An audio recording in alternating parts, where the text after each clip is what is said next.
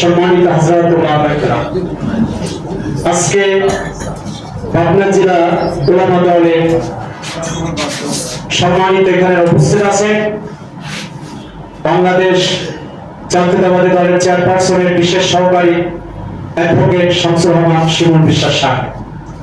আরো উপস্থিত রয়েছে পাবনা আলিয়া মাদ্রাসার শিক্ষক, সম্মানিত উলামা দলের সাবেক সভাপতি মাওলানা মোহাম্মদ আলী সাহেব। আরো উপস্থিত রয়েছেন পাবনা জেলার গৌরব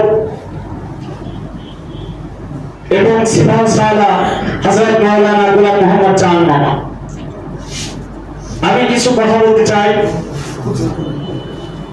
আল্লাহ তাআলা কোরআন শরীফের মধ্যে বলেন, তুহিজ্জু মান তাশাউ ওয়া তুযিল্লু মান তাশাউ বিয়াদিকাল খায়র ইন্নাকা আলা কুল্লি শাইইন কাদির।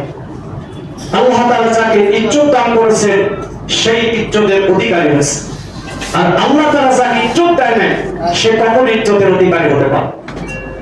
এজন্য এই জমিনে দিন প্রতিষ্ঠা করার জন্য আলেম উলামায়ে যথেষ্ট। ঠিক রাসূলুল্লাহ বলেছিলেন, আল উলামা ওয়ারাসাতুল আম্বিয়া, আলেমরা হচ্ছে নবীদের ইলমের ওয়ারিস। এজন্য লা ইউহিব্বুল কাফিরিন এবং লা ইউহিব্বুল মুতাদিন। আল্লাহ তাআলা বলেছেন, কোন বান্দাকে সীমা লঙ্ঘনকারীকে আল্লাহ তাআলা পছন্দ করেন। এই ফ্যাসিস্ট সরকার আওয়ামী বাদশাহ বাহিনী এদেশের জমিনে বাদশাহ কায়েম করে এক তান্ত্রিক সরকার কায়েম করেছিলেন, গণতন্ত্রকে হত্যা করেছিলেন। এজন্য আমি বলতে চাই, এই গণতন্ত্রকে হত্যা করা একমাত্র আওয়ামী লীগ সরকার করেছে। পাবনা জেলার মানুষ, উত্তরবঙ্গের কৃতি সন্তান এখানে অ্যাডভোকেট শামসুর রহমান শিমুল বিশ্বাস সাহেব রয়েছেন, বড় হযরত ওলামায়ে কেরাম রয়েছেন।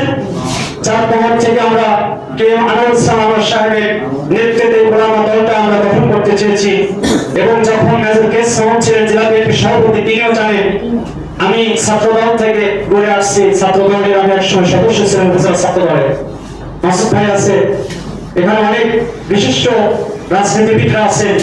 আমি মুক্তাসার কথা বললাম একটি কথাই, আল্লাহ তাআলা কোন সীমা লঙ্ঘনকারীকে আল্লাহ তাআলা পছন্দ করেন না।